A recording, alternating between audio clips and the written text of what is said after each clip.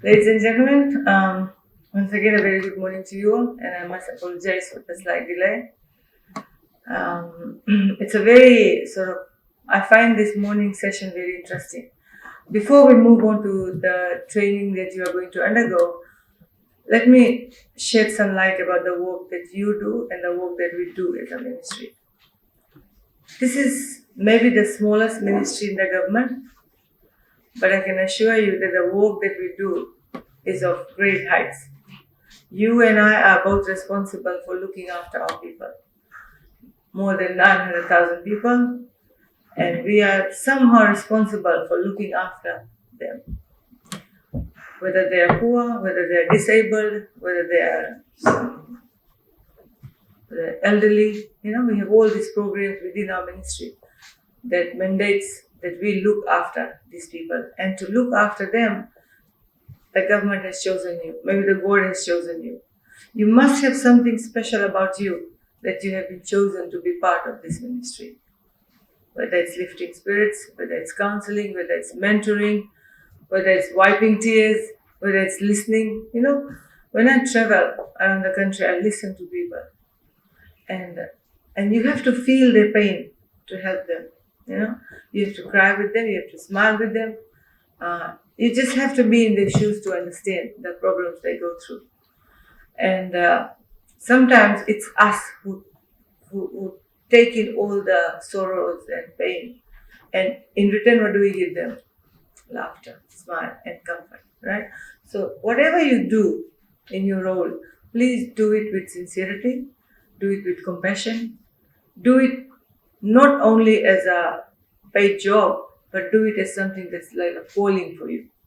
And I'm sure you have that in you. And if you don't have those qualities in you, I suggest you look for another ministry.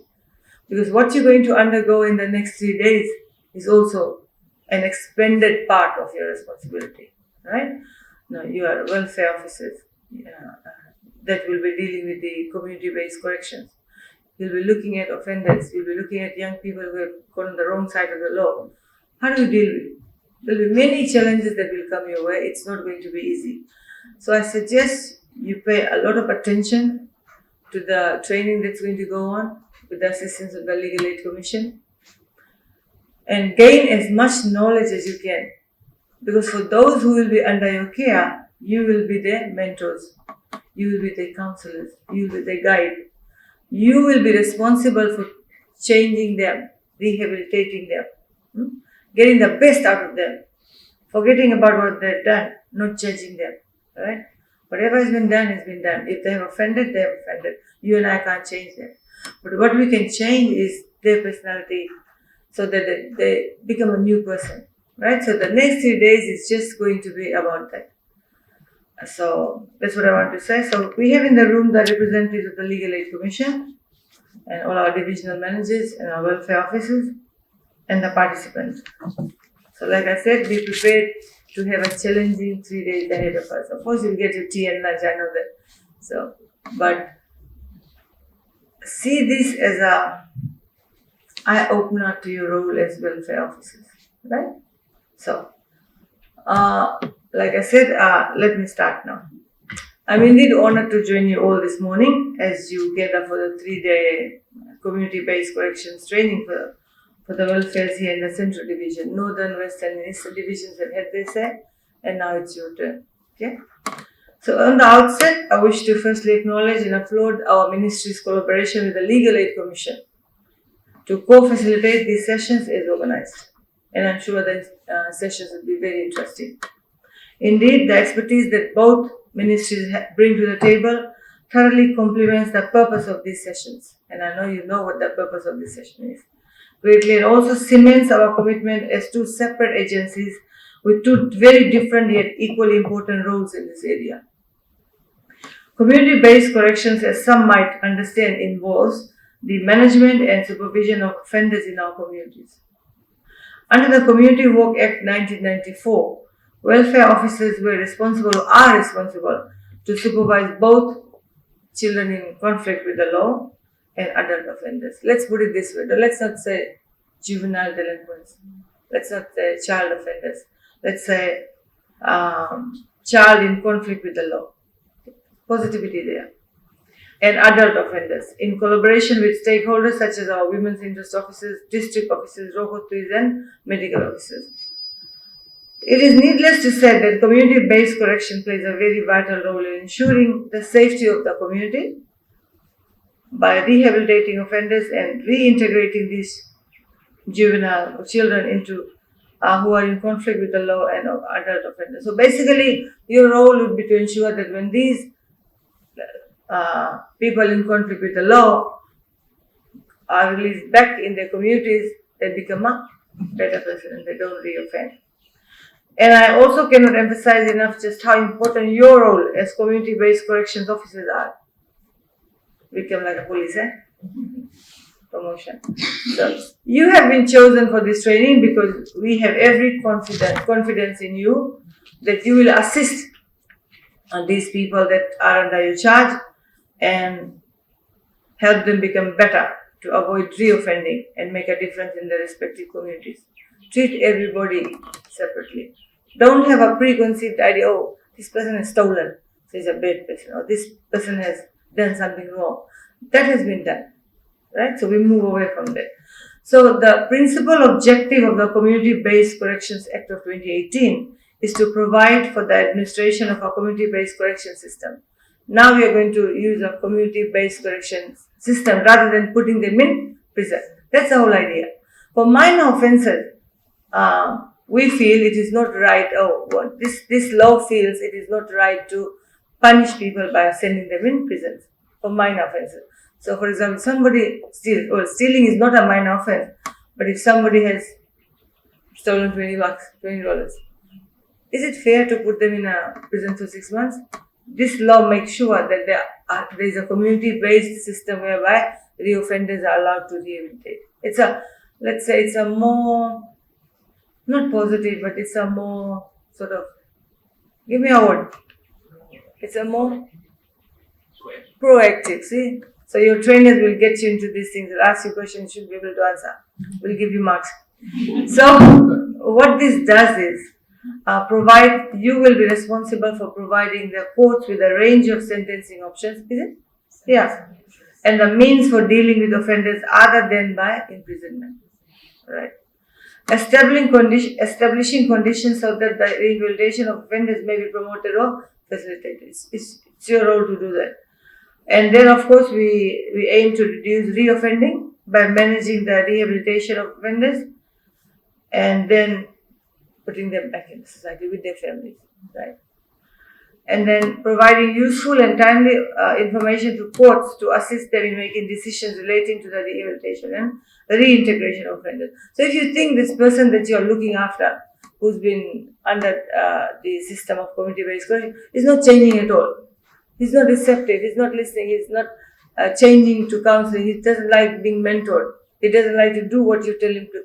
Please put that in the report. There should not be no biasness. Just because you like the young boy, just because he looks handsome, just because he's smart. No. Everybody will be treated equally and fairly. Your reports must be honest. Right? Because what you are trying to do is you are not trying to do a favor. It's too much current here. You're not trying to do a favor to the offenders, right? You are trying to help them change. So your one wrong report, you know what will be the impact of that? The magistrate or the court will make a decision based on your report. It's very important. Okay.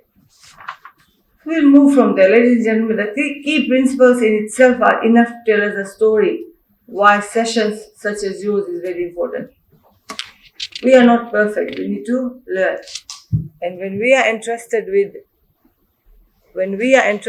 new responsibilities, we learn. And who do we learn from? We learn from the experts. Okay, we all are not experts in everything that we do. I need guidance too at times. We all need guidance. So if you have questions regarding this new role of yours, please feel free to ask. Okay? I'm sure you're going to have peer sessions or group sessions. Let it out. Don't pretend that you know everything. That's the best part of being a human being. You're always eager to learn new things. And this is something new. Like I said, this is an expansion of your role from social welfare officers to community-based corrections officers. Wow, that's something good. Just tap yourself on the back. You deserve this. You've chosen to do this. So learn as much as possible. So I'm also very happy to share that since the enactment of the Community-Based Corrections Act of 2018, our ministry has also resourced and established a unit within the ministry, basically to ensure that the relevant policies that we have, the guidelines that are there, and program mechanisms are in place prior to the official commencement of the Act. I think a lot of people just may not understand the importance of setting the foundation right and strong. So this is what we are doing. We are setting the foundation right so that when we get into this thing, we are on the same page.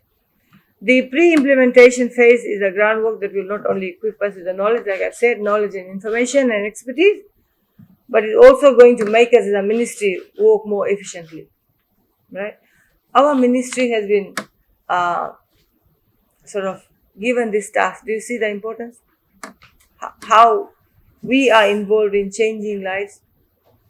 Very important. I cannot emphasize enough about our role when it comes to people. We are a people-oriented ministry. So you have to be one of those officers that is people's person. Right? Don't give up. This may not be easy. Challenges will come. Oh, I don't want to do this job. This particular person is just eating my head, not listening to me. Don't give up. These sessions will equip you to be stronger in order to fulfill your roles. So, like I said, our work is very important and will help people reform. Why reform? So that they do not re-offend. If you look at, if you read media and watch TV, we have children very young who are offending, whether it's to do with drugs, stealing, whatever, right? So it becomes our role to become those handful of people that the country has. You're not hundreds in numbers, remember that. We are very small in number, but the task ahead of you is mammoth, very big. So be prepared for that. So far, 318 individuals we have trained as community volunteer supervisors in our 3 divisions, as well as a total of 37 welfare officers have been trained. So 900,000 people in Fiji, or more than that, and you are 37.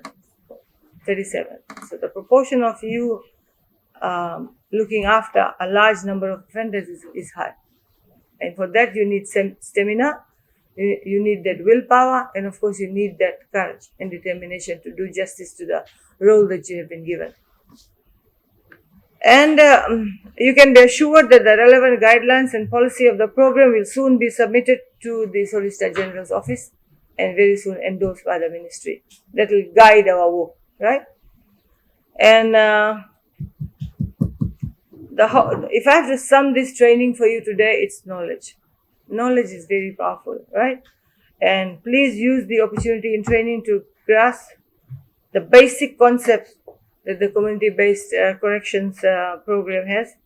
And however significant your role is, you'll have a set of guidelines, policy frameworks that will guide your work. You just not on your own. Don't become the judge, jury, and everybody. I decide what you do. No, you'll be guided by a set of guidelines and policy frameworks which you will abide by. Right? I see a lot of young faces, very young faces in this. Some of you I've met for the first time. I'm sorry about that. You work for me, but it's very young faces, and young people have that drive. Seniors, they may give you a run for your seniority, but always be in front of your roles. I look at the faces, there's excitement. Some of you must be fearful of the role that you're going to get. Don't be. And I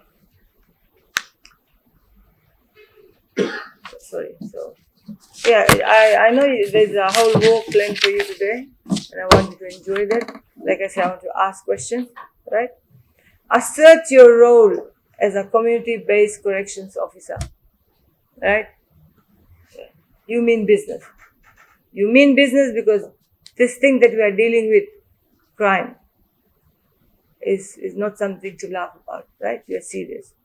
and you have been entrusted with that responsibility. Put a smile on the faces of those families whose children have sort of ended up in conflict with the law. There are mothers, there are fathers, there are grandparents who sort of are not happy with the way children are behaving these days. And those that get caught, whether it's drug issues, whether it's relationship issues, rape, there's so many things. Maybe one day, one session could be just on the types of cases you can get, right? Some of you may not have seen or experienced or even seen things happen like that. So if you get a case, study that case. And as a corrections officer, these workshops and trainings will prepare you how to counsel these offenders, how to be their mentor, how do you talk to them, what relationship do you build with the person you've been in jail? Oh, one day he or she comes late for whatever he or she has to do. Don't overlook that, because the moment you slacken your control over the offenders, they'll take advantage of you. And a lot of people who will sweet talk you. Oh, ma'am, I was sick, that's why I didn't come. Oh, ma'am, my grandmother died, that's why I couldn't come for this particular set of responsibilities. Know your word. Know the person you have been entrusted to. Maybe you have 2 or 3 people to look after. How do you manage your time? Plus, I'm sure they'll have other work to do, reporting and documenting things like that. Be prepared for that. And the task ahead of you is not easy. It's going to be challenging, but we will prepare you for that.